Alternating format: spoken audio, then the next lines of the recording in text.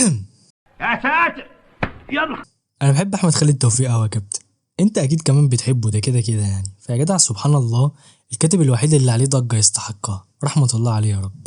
فوانا قاعد كده بهوى على فخادي وبشرب خربوش، قلت ولا خربوش، هو احمد خالد توفيق جامد، بس جامد ليه؟ فلا تقلق، انا جيت عشان اقول لك ليه احمد خالد توفيق جامد فشخ. لا فشخ الفشخ. فبينا على طول، بس الاول اعمل لايك وسبسكرايب يا عم، بعمل محتوى فاخر والله.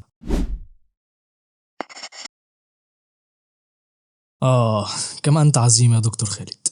انت لو من مواليد اواخر التسعينات او حتى الالفينات، فانت اكيد قريت لاحمد خالد توفيق. لما بتقرا له يا جدع بتحس ان هو فاهمك قوي، بائس نفس بؤسك، بيهزر نفس هزارك، فبتسال هو ازاي انت قوي كده. فدي اول نقطه. احمد خالد توفيق شبهنا قوي. عارف يا صديقي خالك؟ اكيد عارفه. يعني كنا ندخل في مشكله انساب دلوقتي. انا عايز اقول لك خالك ده مش خالك ابسولوتلي، ده احمد خالد توفيق. انا بحب احمد خالد توفيق قوي يا كابتن. انا حاسس ان هقول دي كتير، بس انت كمان لازم تقولها. فبرضه يعني ايه خالي يعني؟ هقول لك معنى خيالك ان هو فاهمك، هو عارف بؤسك، عارف كآبتك، عارف خفة دمك اللي مش بتضحك. فتعالى مثلا ناخد اشهر شخصية كتبها، الشخصية العظيمة طبعا رفعت اسماعيل. شكل رفعت اسماعيل اصلع هزيل، مش عارف يعترف بحبه للي بيحبها. ده مش رفعت اسماعيل عموما، ده انا كمان 20 سنة. بس مش مهم. فيا جدع انت ازاي حقيقي كده؟ تاني حاجة، خفة دم احمد خالد توفيق. عارف ميسي عزيزي المشاهد؟ اكيد عارفه. في كوميديا كده بحب اسميها كوميديا ميسي. كوميديا تقراها تحسها سهله جدا، لكن كتابتها صعبه فشخ. زي ميسي كده، تشوفه تقول لي اللي بيعمله سهل، لكن هو صعب فشخ. انا بحب ميسي قوي يا كابتن، دي برضه احب اقولها يعني.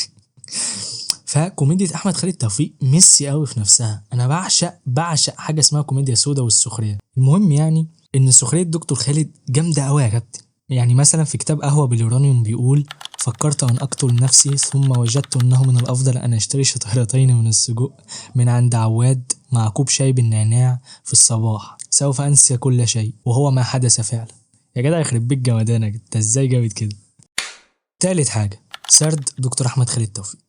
عارف إثارة أسماء جلال يا صديقي؟ كتاب الدكتور خالد مثيرة أكتر.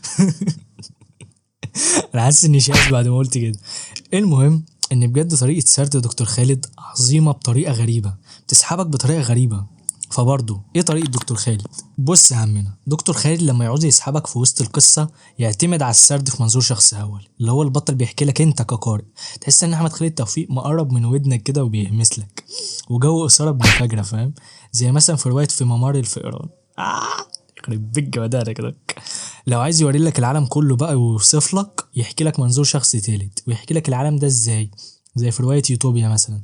فحقيقي صدق اللي قال إن كنت جامد أو جاحد فالدك 2 في 1. رابع حاجة، أول كاتب يكتب أدب رعب. أول قصة عملها دكتور أحمد خالد كانت عن مصاصين الدماء. فأنت فاهم الراجل ده كان فين؟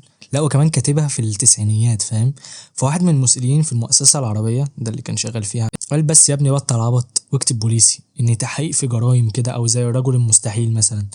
فمش عارف هل رحمة الله عليه دكتور خالد كان عنده نظرة ولا لا، بس بجد ما كانش في حد عربي غيره كان بيكتب النوع ده من القصص، وده اللي خلاه مميز. ما كانش فيه بس غير مثلا بره زي ستيفن كينج او كده. فكونه اول كاتب عربي يكتب رعب لا ويتميز فيه ويبرع، فده من جمدان دكتور احمد خالد. خامس حاجة، مقالات أحمد خالد توفيق وإنه شبهك. في ناس يا صديقي، ناس بتحب قصص وروايات الدكتور أحمد خالد، ودي أنا مش ضدهم يعني، بس دول بينسوا أجمد حاجة بالنسبة لي دكتور أحمد خالد عملها، والتي هي مقالاته يا جدعان. مقالاته وجمدان مقالاته وحلاوة مقالاته يعني، وطعامة مقالاته.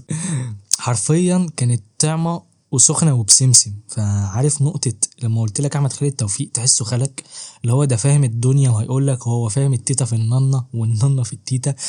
هو شبهك قوي، عنده نفس همومك، نفس أحاسيسك، هيحكي لك عن نفس مشاكلك. فيا جدع بالنسبة لي المقالات جزء لا يتجزأ من أسباب جمدان دكتور أحمد خالد توفيق.